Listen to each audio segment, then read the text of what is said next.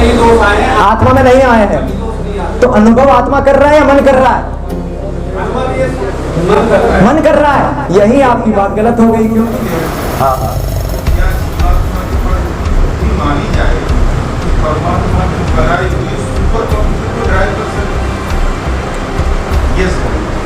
शरीर जो कर्म कर रहा है उसे जीवात्मा चला रही है, शरीर को परमात्मा नहीं चला रहा है। परमात्मा पूरी प्रकृति को चला रहा है, उसी प्रकृति का भाग शरीर भी है।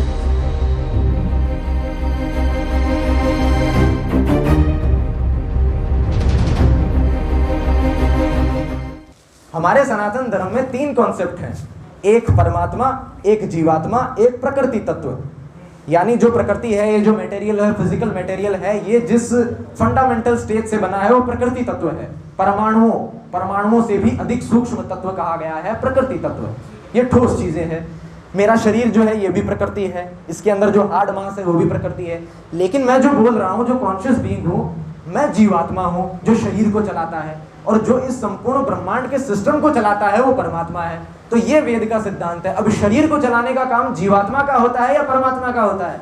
इससे आप अपनी ही परंपरा और संतवाणी का दूषण कर लेंगे, क्योंकि शरीर को चलाने का काम जीव का होता है, परमात्मा का नहीं। परमात्मा का काम ब्रह्मांड को चलाना है। पुरुष सूक्त के कुछ व्याख्याओं में ऐसा आता है कि पुरुष अर्थात जो ब्रह्मांड रूपी पुरी में शयन करता है उसे पुरुष कहते हैं। शरीर रूपी पुरी में जो शयन करता है वो परमात्मा नहीं है, वो जीव है। तो आप जीव को शरीर में डाल सकते हैं, परमात्मा को आप जीव में कैसे डाल सकते हैं? तो यहां पर दर्शन का सिद्धांत खंडित हो जाएगा। आत्मा तो परमात्मा का श्लोक है। हाँ, क्या है? आत्मा तो परमात्मा, आत्मा ही परमात्मा है। हाँ, ऐसा कहाँ है? कहावत है ना, कहावत है। आत्मा और परमात्मा में भेद है, बताता हूं कैसे। परमात्मा जो, अच्छा आत्मा एक बात बताइए, अल्पज्ञ है या सर्वज्ञ है? सब कुछ जानती है या बहुत कम जानती है? बहुत कम जानती है। इसका प्रमाण है कि यहाँ अभी हम इतनी सारी आत्माएं बैठी हैं जो कि सारी की सारी अल्पज्ञ हैं। हर व्यक्ति को कुछ विषय में ज्ञान है और कुछ विषय में ज्ञान नहीं है। ये साक्षात हमारे सामने प्रमाण है। अब आप बताइए कि क्या आप ये मानते हैं कि परमात्मा को कभी अज्ञान हो सकता है? एक और हम ये कहते हैं कि परमात्मा हरि नारायण हमेशा ज्ञानमय रहते हैं, शुद्ध स्वरूप रहते हैं, कभी अज्ञान में नहीं जाते हैं, इसीलिए वो परमात्मा है। दूसरी ओर हम ये कहते हैं कि परमात्मा ब्रह्मवश जीवात्मा हो जाता है और फिर जब ज्ञान पाता है तो वो परमात्मा हो जाता है। तो ऐसा कैसा परमात्मा हुआ? परमात्मा तो हमेशा ज्ञान में रहता है, जो सर्व स्वरूप हो, ज्ञान रूप हो, आनंद स्वरूप हो, जो हमेशा ज्ञान में रहे, वही परमात्मा है। जो एक पल के लिए भी जीव बन गया, अज्ञानी बन गया, वो परमात्मा नहीं हुआ।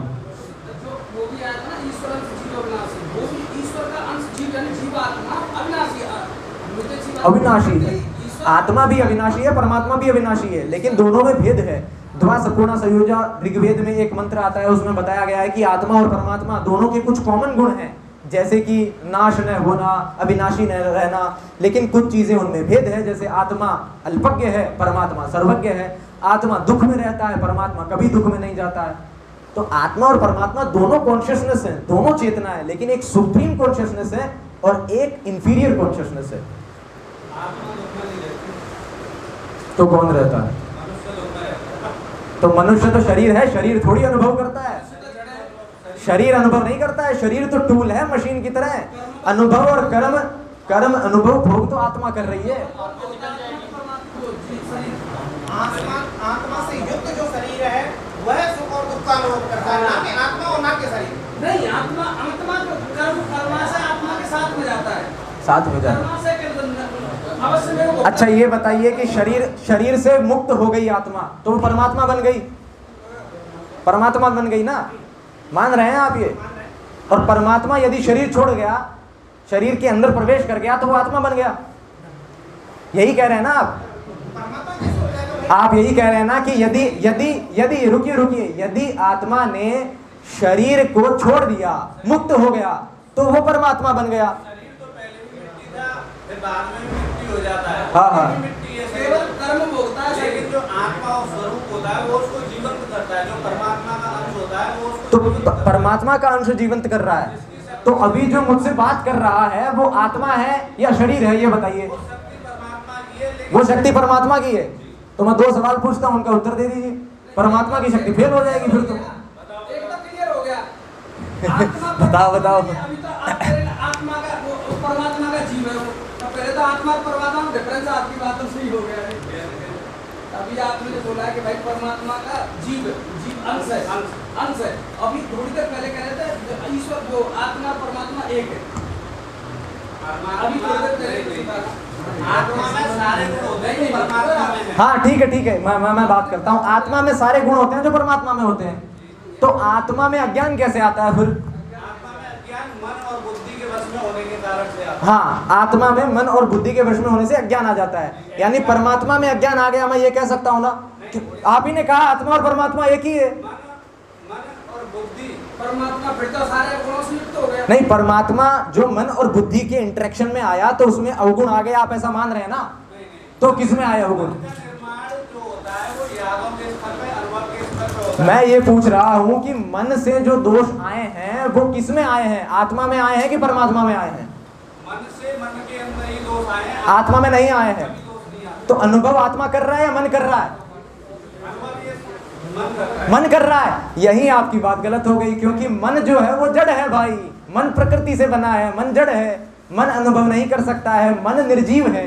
मन जो है वो जड़ है। मन को आप लिटरली देख सकते हैं यदि आप समाधि में हैं तो। मन बोतल की तरह मन है। मन कोई सजीव प्राणी नहीं है। मन को जड़ कहा गया है दर्शन में, चेतन नहीं कहा गया है। तो जड़ वस्तु अनुभव कैसे कर सकती है? जैसे ये चमड़ी है, त्वचा है, ये नाखून है, ये हार्ड मांस का ढांचा है, मस्तिष्क है, ब्रेन सेल्स हैं, वैसे ही अंदर एक तत्व मन है जिस मन को जड़ कहा गया है। तो जड़ वस्तु में न तो दोष होता है न गुण होते हैं। जड़ थोड़ी अनुभव करता है। अनुभव तो भीतर बैठी चेतना ही करेगी, और यदि उसमें दोष आ गए तो वो परमात्मा कैसे हुई? परमात्मा में दोष आ गया फिर तो।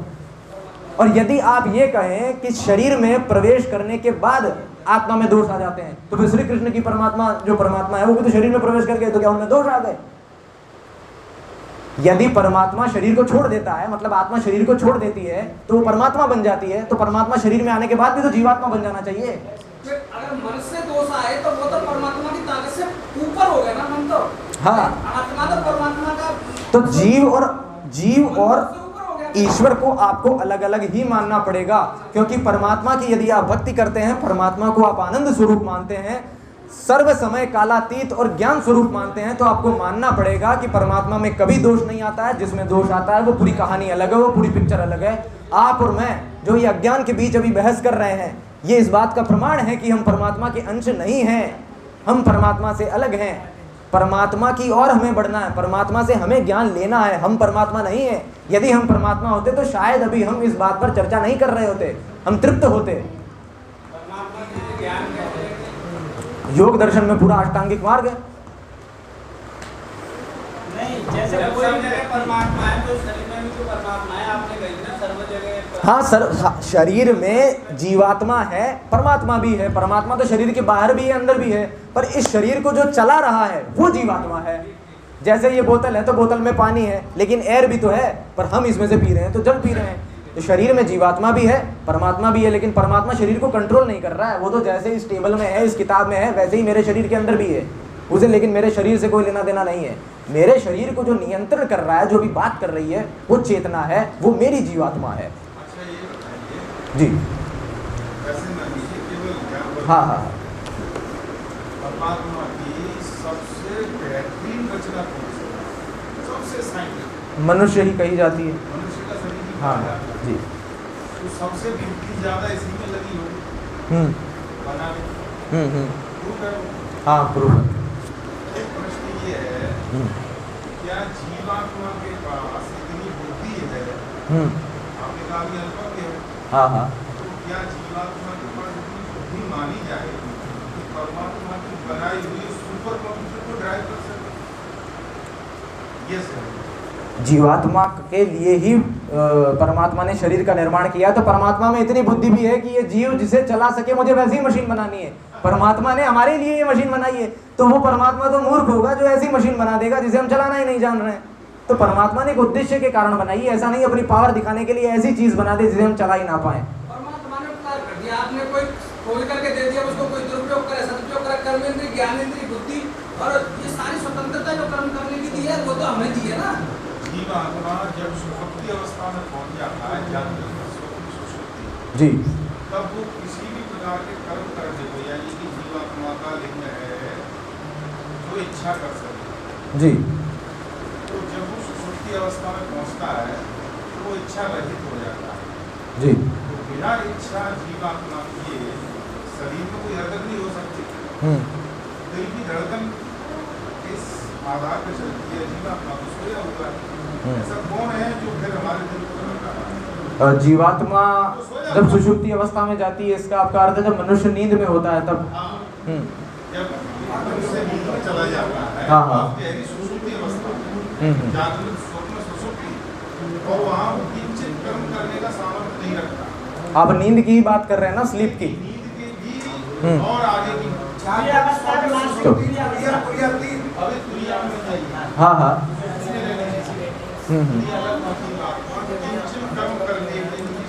पर वो शरीर में है, अभी शरीर में है, शरीर में होते हुए सुषुप्ति में है। हमारे जो शरीर की जो दिल की धड़कन है, जैसे हमारे शरीर में दो तरह की क्रियाएं होती है। जब हम बायोलॉजी पढ़ते हैं तब भी एक ऐच्छिक एक अनैच्छिक। तो जीवात्मा जो प्रयत्न करता है या इच्छा करता है वो कर्मों की करता है। कुछ ऐच्छिक कर्म होते हैं, कुछ अनैच्छिक कर्म होते हैं। अनैच्छिक कर्म इस तरीके से चल रहे हैं जैसे एक मशीन जो बायोलॉजी के तौर पे जो हमारा शरीर काम कर रहा है, तो इसमें कुछ चीजें फिटेड है कि लीवर को ये कार्य करना है, फूड चेन को सप्लाई करना है, हार्ट को हार्ट बीट धड़कानी है। तो ये कुछ अनैच्छिक कर्म है जो कि शरीर अपने आप कर रहा है, हम चाह के उसे कंट्रोल नहीं कर सकते।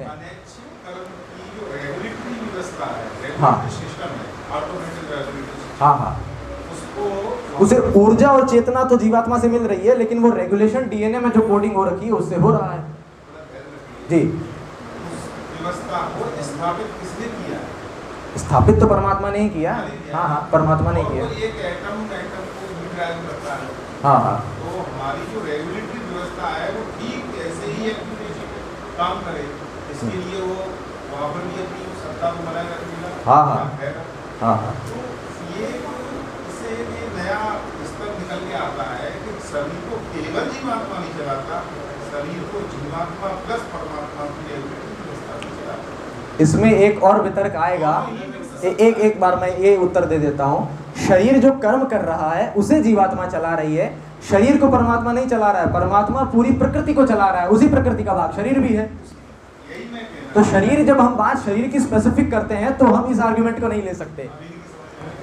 परमात्मा हमारे शरीर को चलाएगा तो जो परमात्मा कर्म सिद्धांत गलत कह देगा।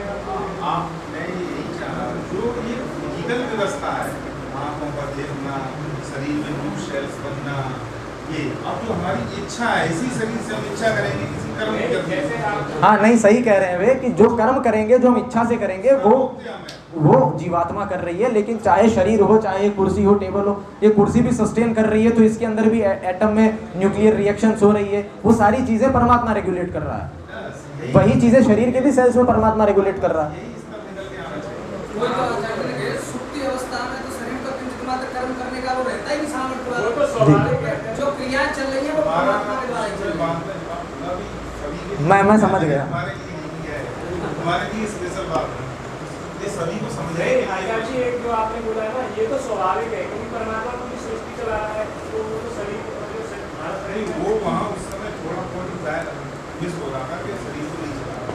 हाँ वो शरीर को न चलाने से भाव वही था। शरीर प्रकृति का एक हिस्सा है, अब प्रकृति को परमात्मा चला रहा है, तो वो तो संपूर्ण समष्टि उसमें आ गई। सत्ता काम कर रही है। हाँ आप साथ लोग में आप बाद में समझ गए। घर का बारे में बता।